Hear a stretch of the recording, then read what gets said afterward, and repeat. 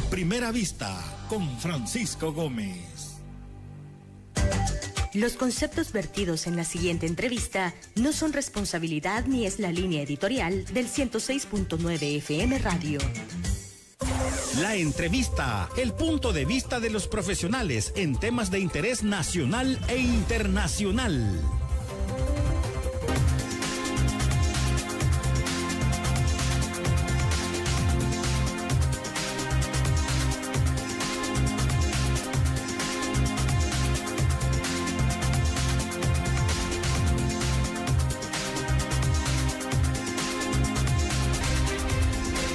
La Corte Suprema de Justicia de El Salvador puede seguir procesos, abogados que están en algunos casos probablemente cometiendo delitos o son parte de algún delito.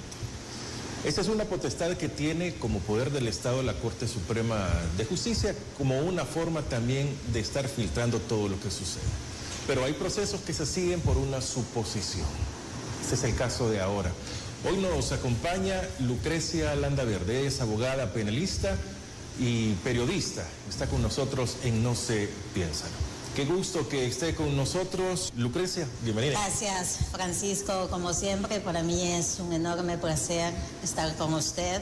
Es de los pocos periodistas que son independientes, verdaderamente independientes, y eso llena de satisfacción, así que estoy además agradecida de que me invite siempre.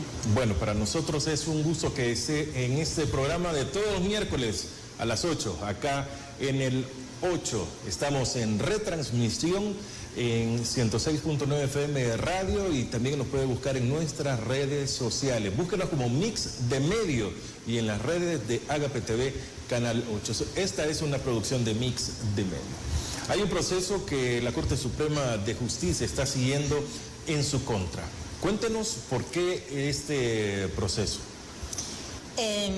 Vea, tiene un antecedente, lo voy a llamar yo histórico, porque en efecto todo sucede en el contexto de que soy la abogada del señor Alejandro Muysón.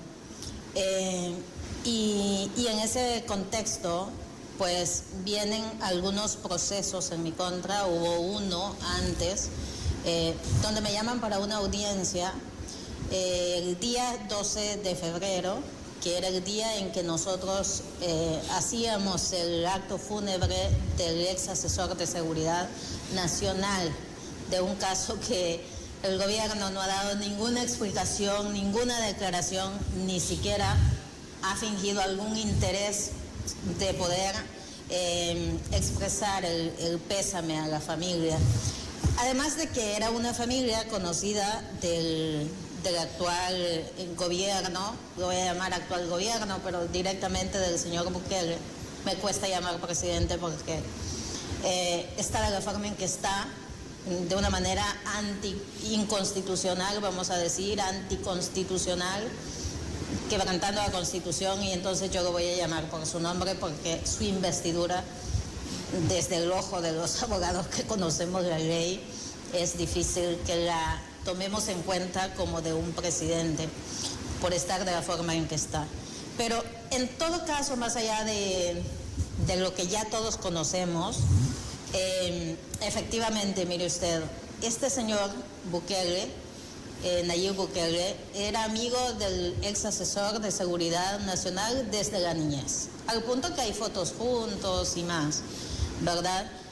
Lo constituye, lo nombra como su asesor de seguridad nacional, esto es para que el señor Alejandro pueda proveer algunas políticas, asesorar sobre políticas que deberían de protegernos a todos. Seguridad nacional era el título que tenía, asesor de seguridad nacional.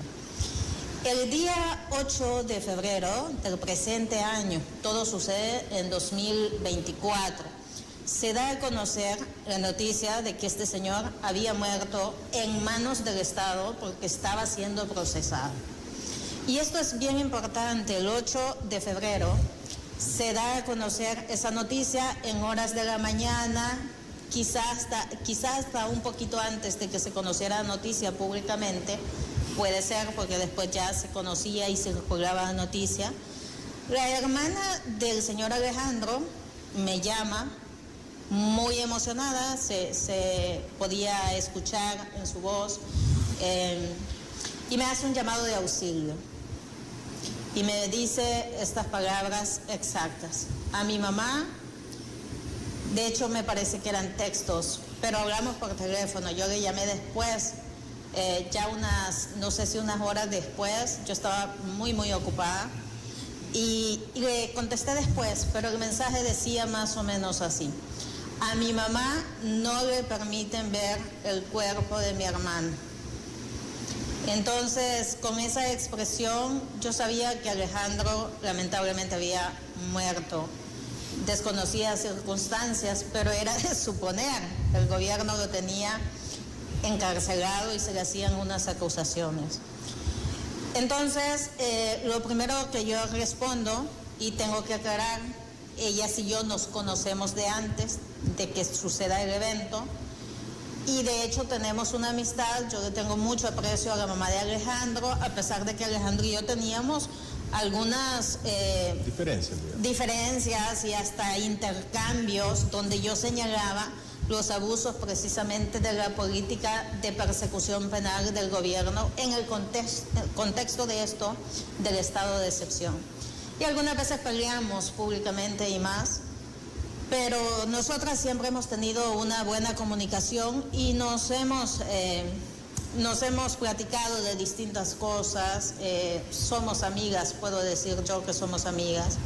Y en ese llamado de auxilio, yo le digo, ya voy, no se preocupe, yo voy a intentar de alguna manera solucionar el problema. Voy a colaborar. En ese contexto vienen a mí 1000 cosas a mi cabeza, precisamente porque yo no quería ser la defensora de Alejandro en los casos que ya le acusaban. Me acuerdo yo que por alguna circunstancia habíamos tocado el tema anteriormente, antes de que falleciera, con su mamá. Algo que no sé, que fue hasta como entre chiste, que dije yo, Alejandro se asustaría si yo llego como su defensora, porque nos hemos amenazado hasta mutuamente, en pleitos. Él me insultaba, me decía cosas y yo le decía que lo iba a meter preso. Y se imagina usted si yo llegaba como su defensora, una cosa irónica, ¿no? El tema es que le llamo a unas personas de quienes yo no voy a decir sus nombres, porque son demasiado importantes para mí, y les pregunto qué opinan de mi intervención para poder ayudar a la familia de Alejandro, que lo quiero hacer ya por un tema de humanidad. Y me dicen, lo tenés que hacer, ya es un tema humanitario. Y como es una persona conocida, entre ellas y yo, son personas conocidas, y me dicen, ayudarle a Pati, esto es inaudito, esto es injusto, y empiezan a condenar el hecho que a su hijo le hayan suspendido la oportunidad de vivir de la manera en que sucedió. Y digo suspendido porque se le negó la oportunidad a la mamá de que le brindara atención médica. Y se trató el tema como se trató, como todos ya vimos. Se presenta un video editado por la Fiscalía General de la República, que después vienen a confirmarse todas mis teorías técnicas, jurídicas del caso, cuando se filtró un expediente por quién sabe quién, hackers se le llaman, pero puede ser hasta el mismo gobierno, para intentar, fíjese usted, pudiera ser, porque todo es una confabulación. De hecho, en ese caso es el caso más oscuro, más conspirativo que usted se puede imaginar, donde confabulan un director de un hospital, unos supuestos abogados asesores externos de ese hospital que mienten todos entre sí, y un fiscal que además permite que se vaya manoseando ese expediente cuando no están investigando un crimen. Se hacen varias cosas dentro del expediente que pudieran llegar a considerarse delictivas. Todo eso debería investigarse. Todas estas cosas yo las denuncié ante los medios de comunicación. Lucrecia, vamos a quedarnos en esa parte para ir a la pausa. Estamos con Lucrecia Landaverde, abogada penalista, periodista, que está siendo procesada por la Corte Suprema de Justicia en nuestro país. Nos está contando el caso de Alejandro Mason, por el cual se está siguiendo un proceso. Hacemos una pausa y ya regresamos con más.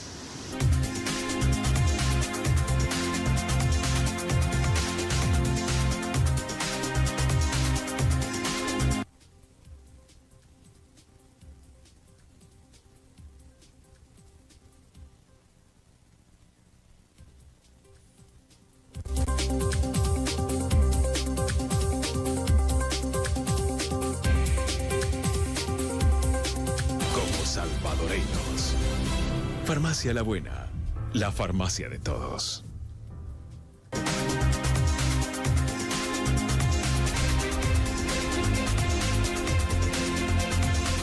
Buenas noches, gracias por continuar con No se piensa, los miércoles 8 de la noche en Agape TV, Canal 8. Hoy está con nosotros la abogada penalista y periodista Lucrecia Landaverde.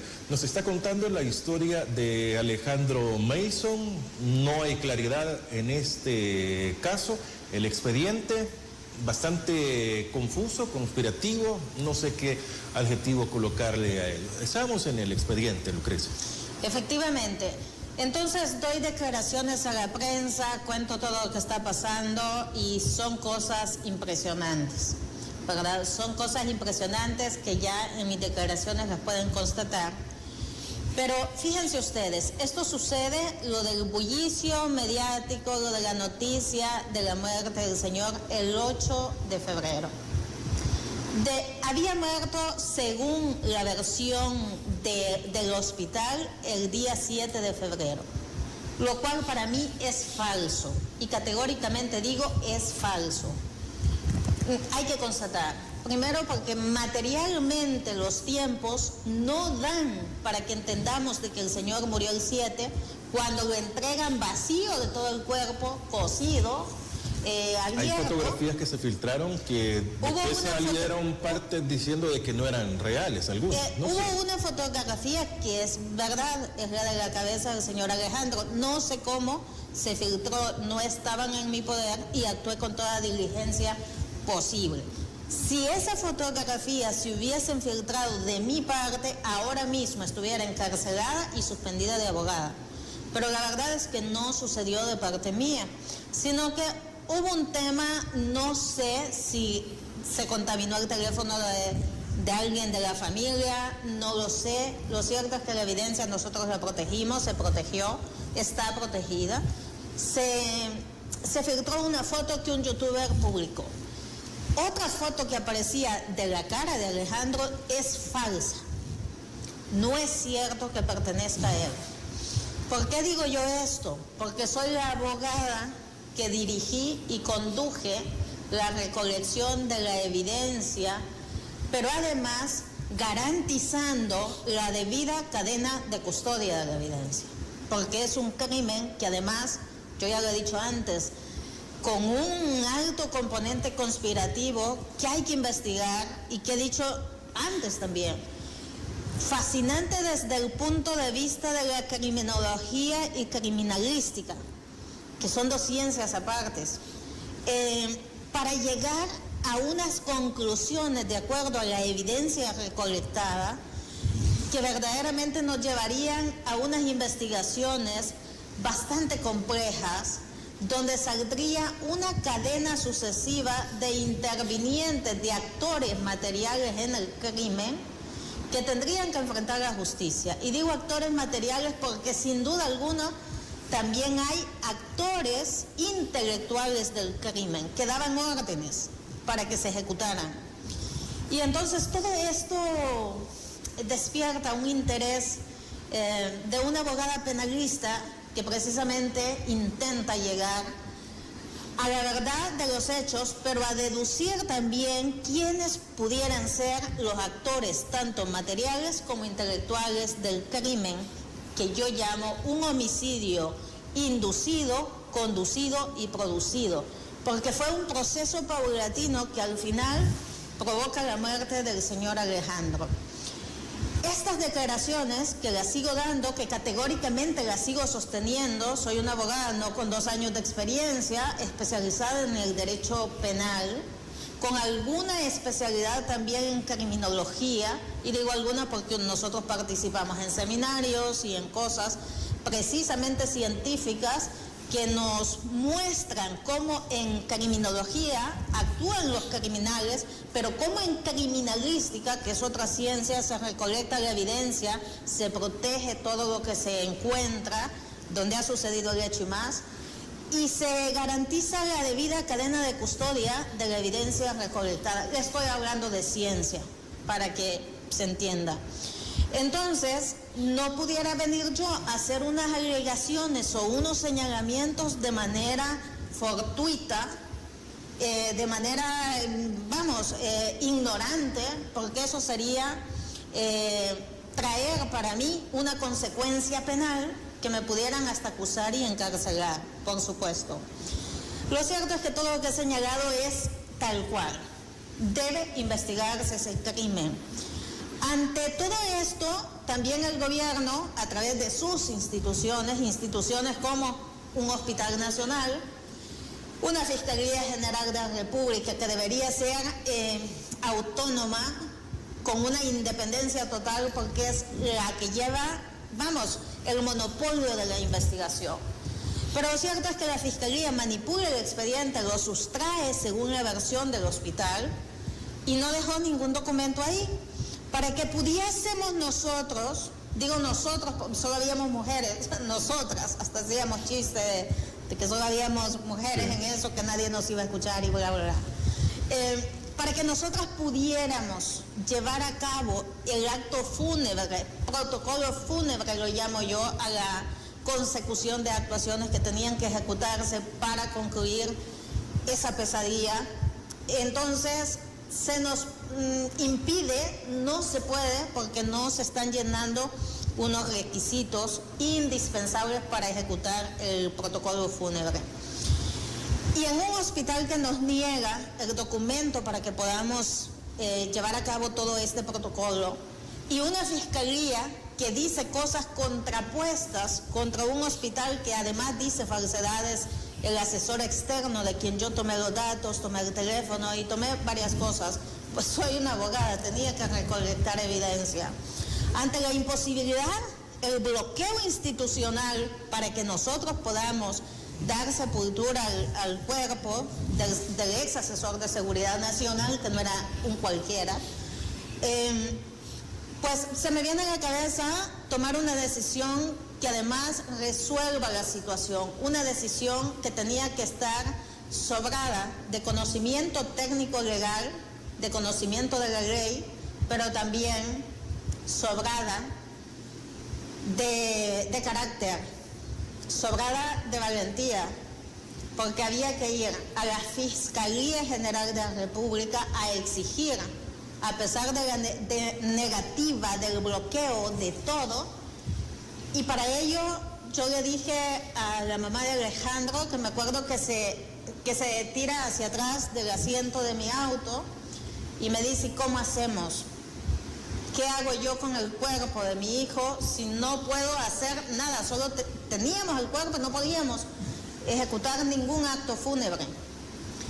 Y encima tenía el peso yo de que la intención era de que el cuerpo se cremara cuando estamos ante un crimen que para mí venía pesadísimo, tener que convencer a la familia que el cuerpo no se cremara, pues se iba a convertir en cenizas, siendo yo la abogada que estaba al frente. Después cualquiera podía dar una opinión, mire, la abogada, ¿por qué no dijo que no debía de cremarse el cuerpo? Pues había que tomar más evidencias, estudios del caso y más del cuerpo específicamente, había que hacer estudios. Y yo decía, si necesitamos en el futuro, que en efecto lo vamos a necesitar, una exhumación de cadáver, ¿cómo lo vamos a hacer si está convertido en cenizas?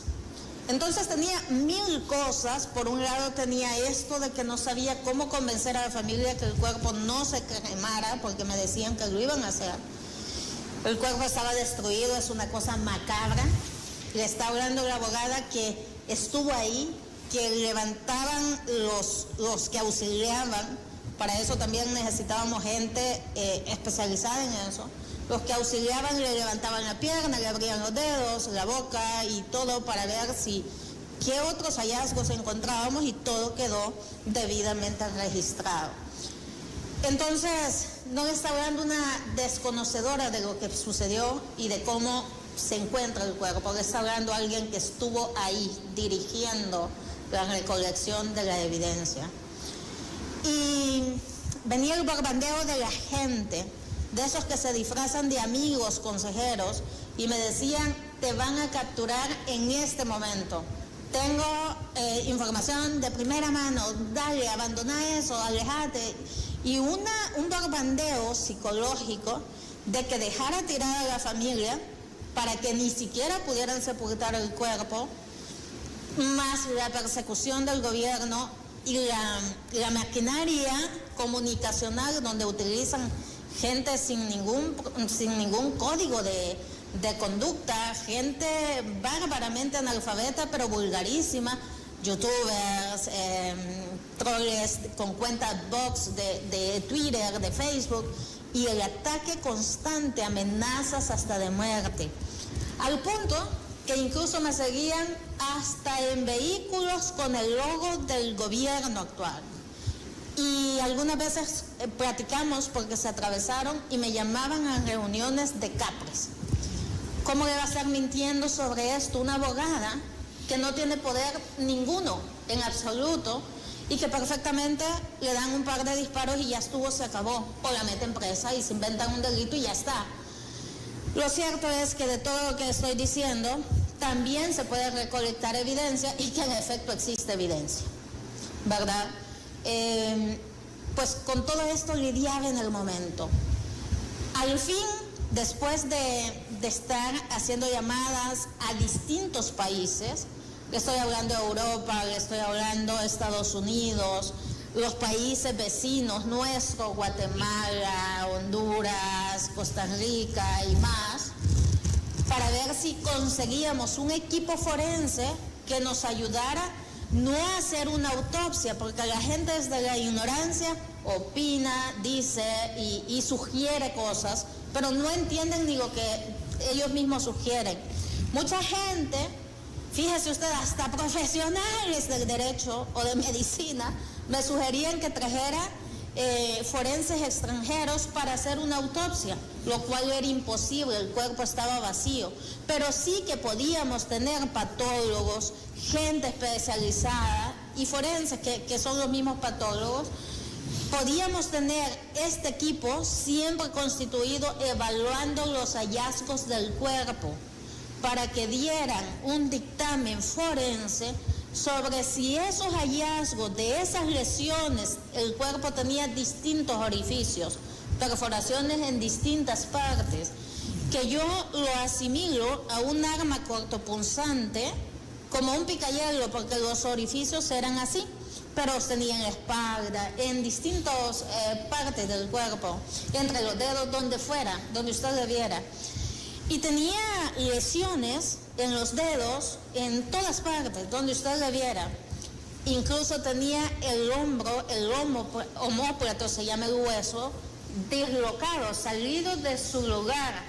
Y le preguntamos a la persona experta que estaba ayudándonos a mover el cuerpo, a levantar, para tomar evidencia, que si ese hueso que se encontraba salido era parte de la normalidad, y nos dijo que no, que ahí tenía que haber una fractura. Entonces se tomaron fotografías de cada detalle y más, pero le digo, esas horas del 8, desde la mañana que me entero, del 8 hasta el 12 de febrero, fueron horas donde no descansamos, tanto su madre como su hermana y su servidora, que estábamos haciendo 1000 cosas, 1000 vueltas y tantas más actividades necesarias, propias para finalizar con todo ese drama humano. Vamos a hacer una nueva pausa, Lucrecia, para venir continuar con todo este relato que nos está haciendo de la muerte de Alejandro Mason y llegar a la razón del proceso que se le está siguiendo en su contra por parte de la Corte Suprema de Justicia. No olvide comentar en nuestras redes sociales, en la fanpage de Facebook, en el canal de YouTube, tanto del 106.9 FM Radio, al igual que de Mix de Medio y Agape TV Canal 8.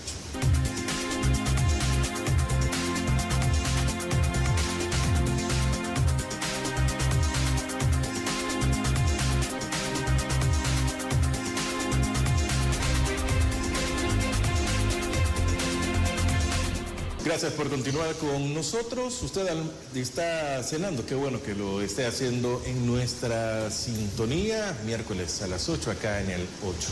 Lucrecia, días duros del 8 al 12 nos decía. Del 8 al 12 fueron días donde no pudimos dormir ni 2 horas seguidas, por lo menos su servidora. Y estuve tratando de contactar patólogos forenses de distintos países. En el nuestro no hubo ni uno solo que se atreviera y todos me contestaban: licenciada, yo no puedo exponer mi vida, olvídese de mi trabajo, póngale que me despiden y no pasa nada, pero pueden matar hasta mi familia. Yo no le puedo colaborar. Lo siento, quiero, pero no puedo. Mi familia está primero. Y entonces venían todas estas versiones. ¿Se imagina usted lo que implica psicológicamente para la abogada, que es la única que está al frente de todo? Y empiezo a llamar, a contactar amistades, amigos, amigas, sugerime en distintos países, aquí en el país y en otros.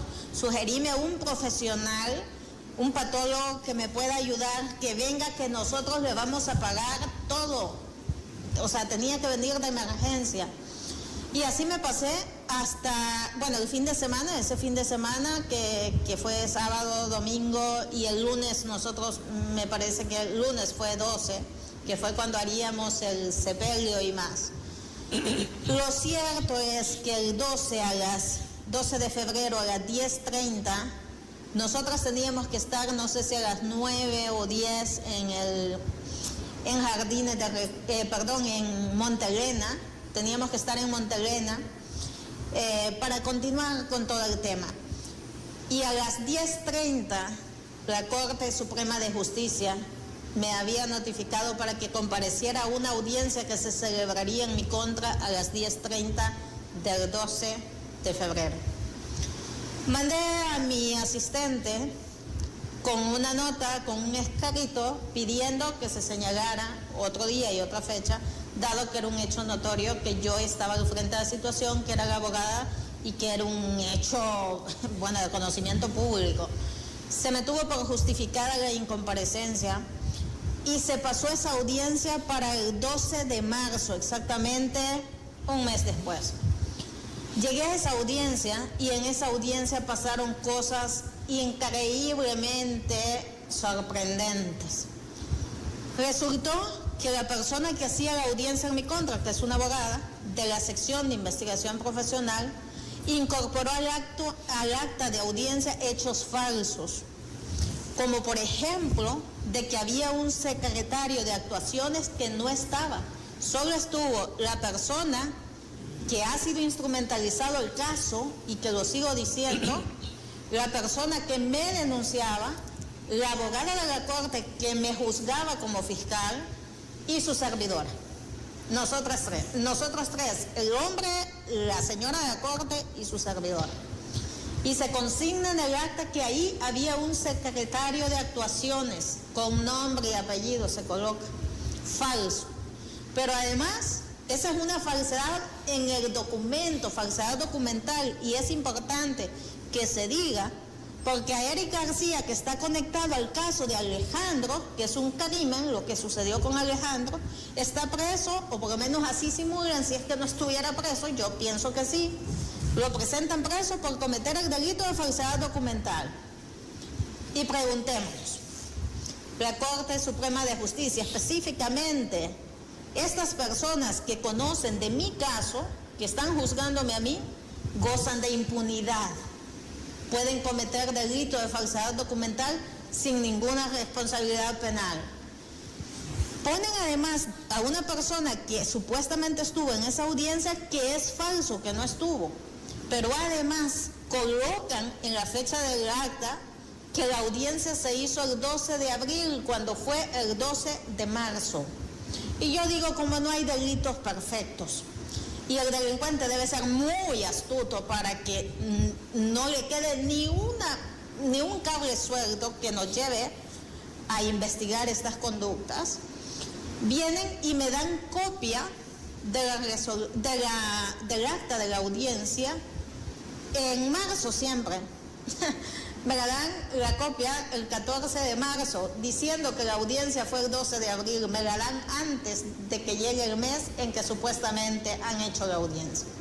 Pero además, el jefe de la sección de investigación profesional de la Corte Suprema de Justicia... ¿Y no pueden decir que es un error de dedo?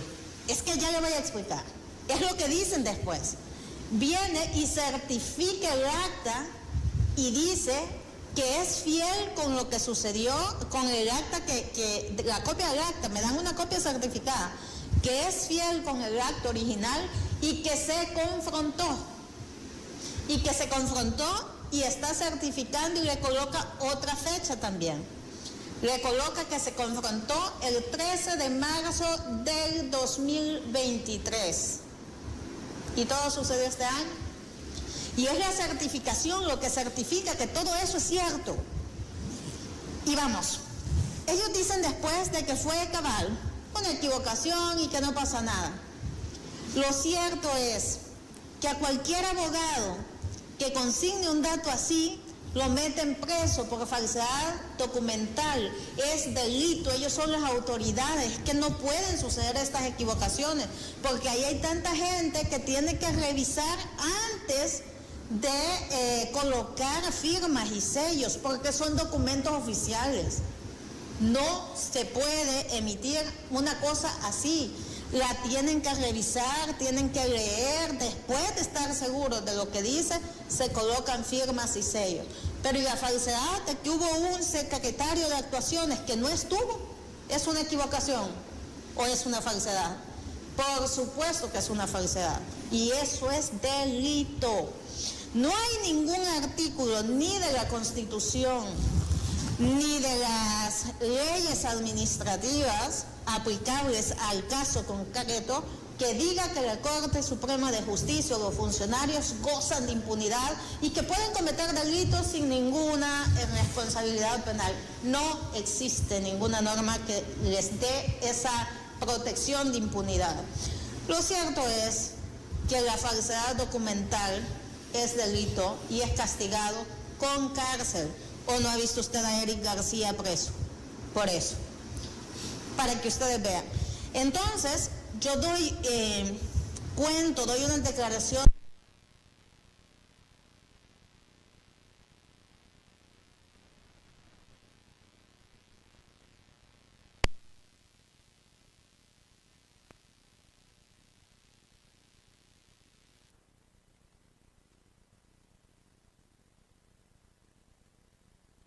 Dentro del espectro o dentro del espectro virtual, buscando a ver qué cosa pueden adjudicarme y con qué acusarme.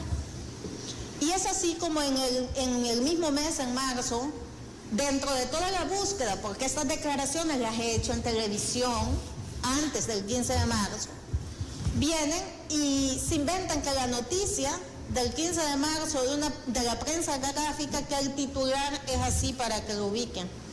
Abogada y familia de Alejandro Moisón denuncia intimidación. Ese es el titular.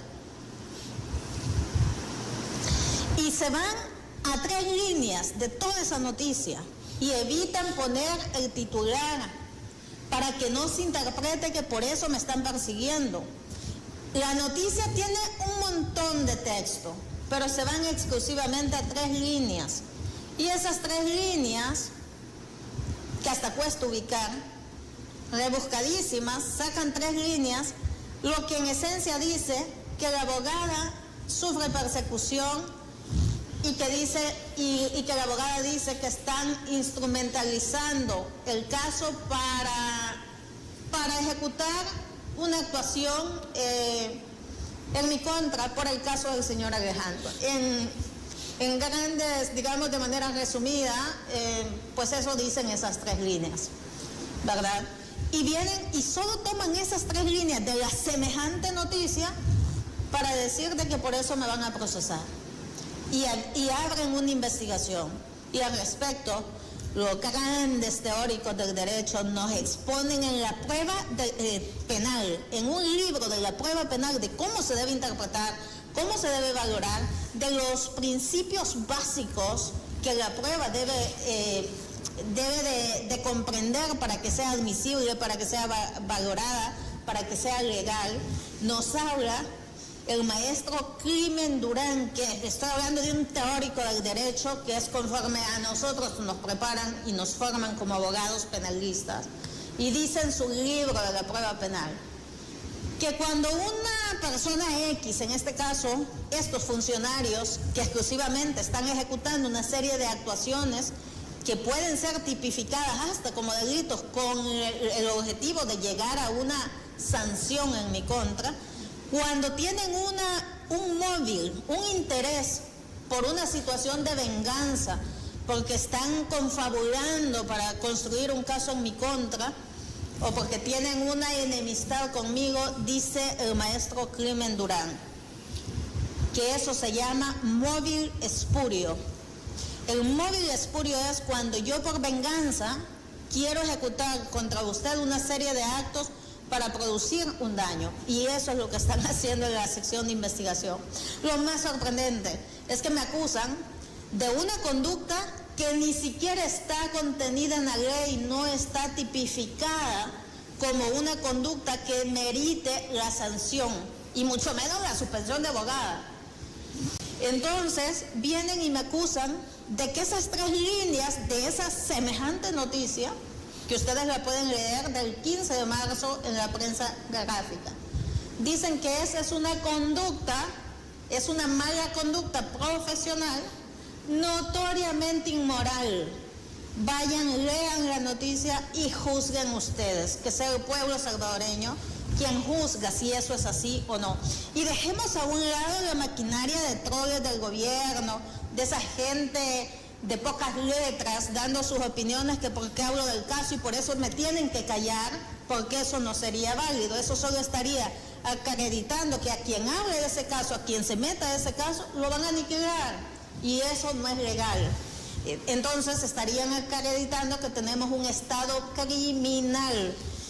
Lo cierto es que lean la noticia, juzguen ustedes, por eso me están intentando suspender. No está contenido en la ley, y la misma Corte Suprema de Justicia, con esta sala de lo constitucional, que ustedes ya saben cómo llegó, el 1 de junio de 2022 declaró inconstitucional el artículo 8 de la Ley del Notariado, numeral 2, donde precisamente adjudica la mala conducta notoriamente inmoral, porque dice que no está definido qué debemos entender por eso.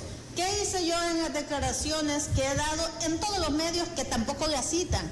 Si yo mintiera, ¿por qué no me han capturado? ¿Por qué no me han metido presa? Porque para eso necesitan inventarse hasta los delitos, los elementos de prueba, que yo sé que lo pueden hacer, por supuesto. Tenemos un Estado criminal, lo pueden hacer, pero no lo han hecho, porque eso también sería como soltar un hilo para que la población exija que se aclare el hecho para verificar si lo que yo estoy diciendo es falso. Y entonces nos van a llevar a tantas cosas que no van a poder salvarse de toda esa actuación criminal. Permítame una nueva pausa para venir ya con la parte donde vamos a hacer un par de consultas ya para saber realmente dónde estamos parados con la justicia, también con los abogados en este caso. Hacemos una pausa y ya regresamos.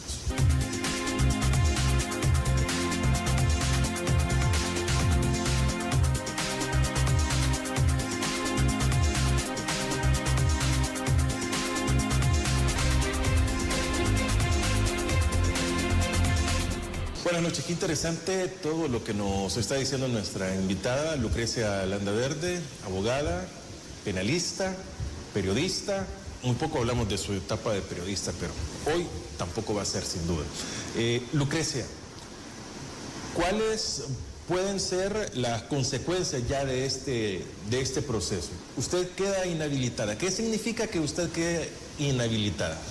Uno, que se habría tomado una decisión arbitraria, contraria a la Constitución, contraria a las leyes, al ordenamiento jurídico, pero además, quienes habrían tomado la decisión habrían cometido delito de falsedad documental, entre otras, entre el fraude procesal y más.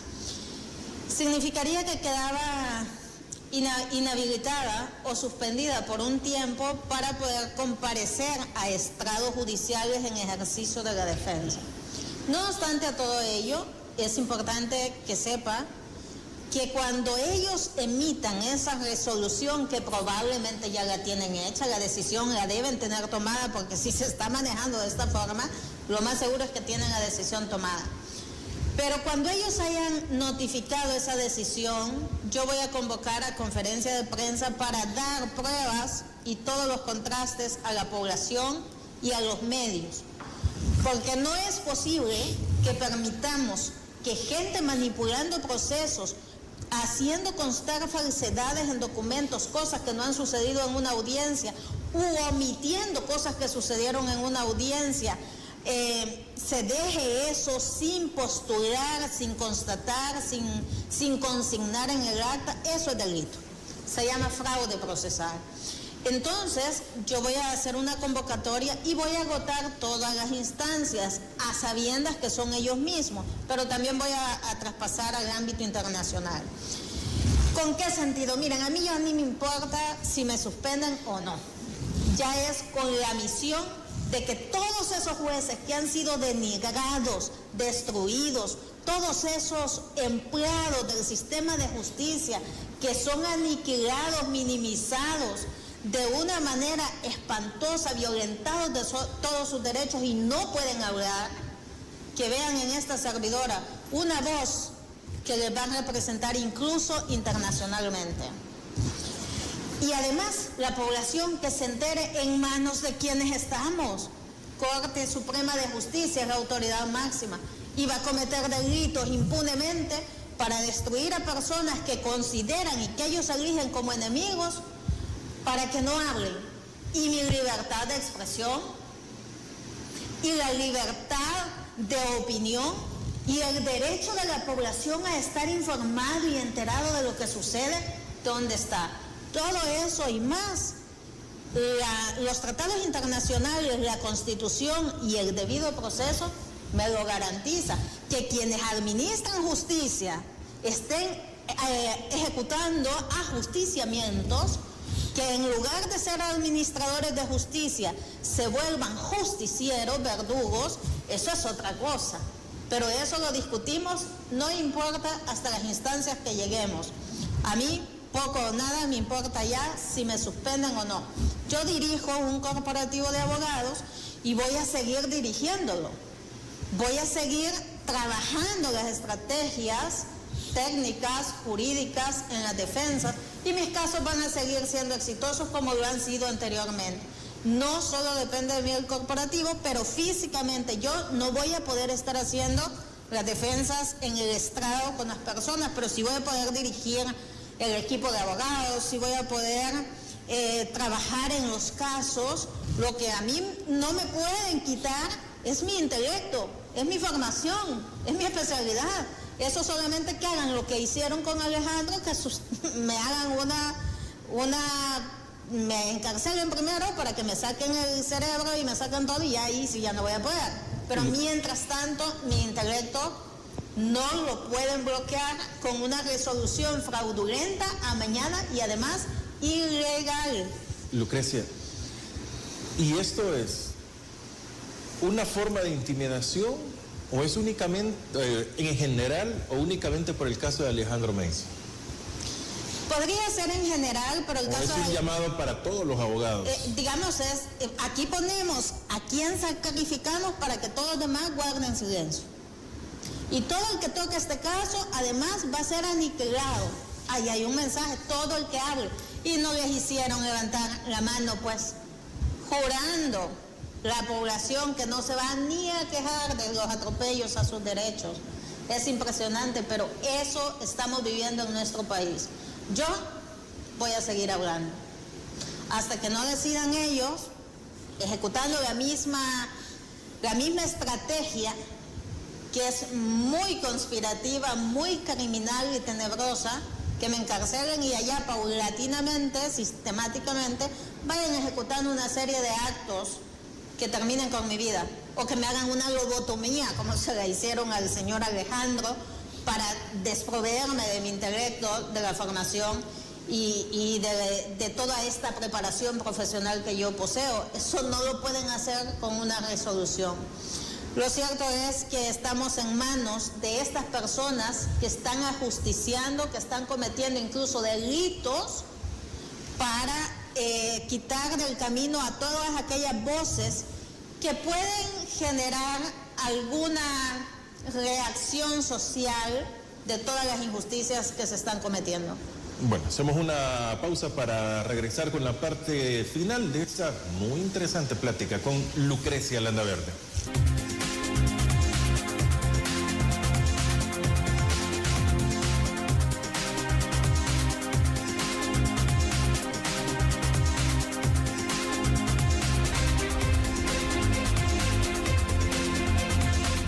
Estamos en la parte final ya de este miércoles. Muy concreta y una respuesta también muy corta, Lucrecia. ¿El caso de Alejandro Mason se cierra ya? No. ¿Por qué? El caso de Alejandro es un caso que tiene que construirse, es un proceso de construcción con todos los hallazgos del expediente, que por cierto está manipuladísimo. Intentaron eliminar toda la evidencia hasta del expediente, un expediente que ni se lee, algunas cosas se leen, otras no. Pues aquí con todos los hallazgos se tiene que armar una teoría de caso y se tiene que llevar a donde se tenga que llevar. Por supuesto, yo soy de la opinión que se debe agotar instancias nacionales, independientemente si nos bloquean el acceso a la justicia, si dentro del caso se produce y se materializa retardación de justicia, lo que sea beneficia al caso, para que constatemos ante las autoridades internacionales. Tenemos un derecho internacional, derecho penal internacional, existe la Corte Penal Internacional, para que todo eso sea parte de la evidencia de cómo institucionalmente se tratan los casos aquí, de cómo el sistema de justicia está manipulado, usurpado por el actual gobierno, que ya sabemos en las condiciones que se ha quedado ahí.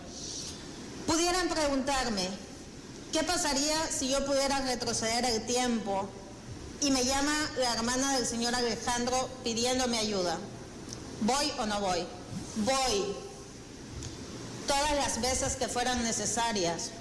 No estoy arrepentida de mi actuación, lejos de eso. Le puedo decir a usted, población, que soy la abogada que siempre va a defender sus derechos, incluso apostándome mis propios derechos, mis libertades y hasta mi vida.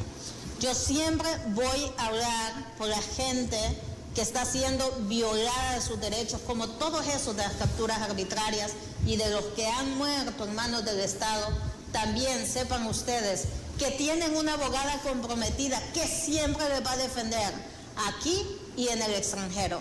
Así que seguiría luchando por todos mis casos, por todos los hechos que son macabros producidos por el Estado y que han quedado en las sombras para que no se conozcan. Yo sí voy a seguir luchando. La única manera de callarme es, uno, que me encarcelen y nunca más me saquen y salga muerta, ya sea porque ejecutan esta práctica que ejecutaron con Alejandro, o dos, porque incluso saliendo de aquí me dan un par de disparos y ya. Ante eso yo no puedo hacer nada.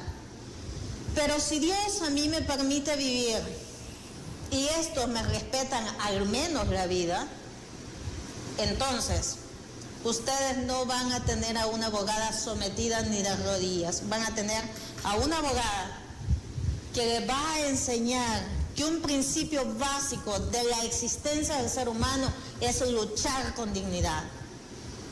Y por eso seguimos en esto. Gracias a usted por haberme invitado. No, para nosotros es un gusto que nos haya acompañado. La admiración de siempre, Lucrecia. Su mensaje final para la población.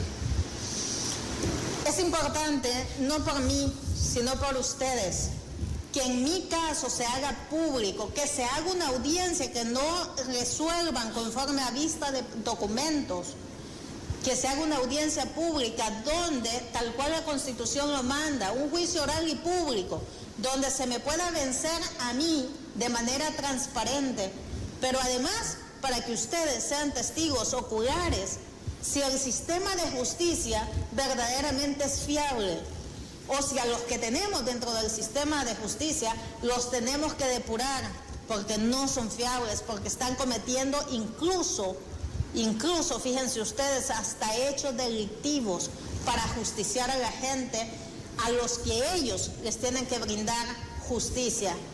Entonces, es importante que ustedes exijan que esto sea público, no por mí, sino por ustedes, que sepan que todos esos casos que ahora tienen reserva total judicial deberían de ser públicos, que es un derecho que la Constitución da, que es parte del debido proceso y que ustedes deben exigir. Como último punto, que todos los que tienen a un familiar privado de libertad, nuestro ordenamiento jurídico, la Constitución y los tratados internacionales dicen lo siguiente: obligan a los estados que suscriben esos tratados, pero la ley también interna obliga a las autoridades que administran justicia a que ustedes sean garantizados del derecho de visitar a sus familiares que están privados de libertad.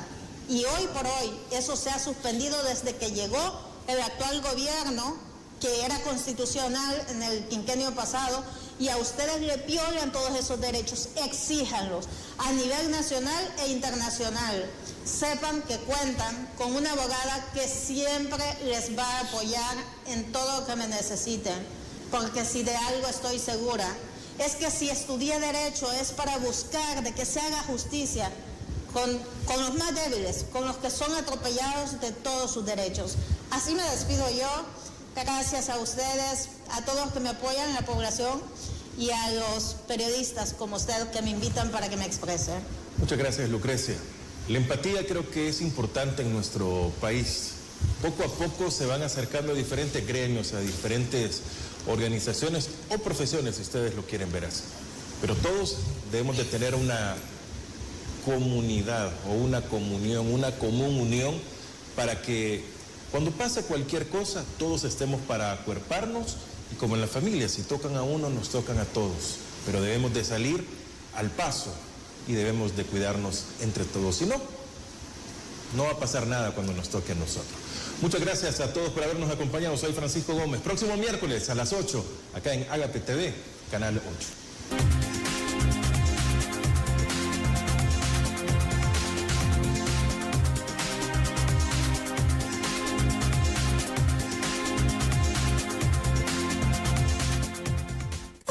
La entrevista, el punto de vista de los profesionales en temas de interés nacional e internacional.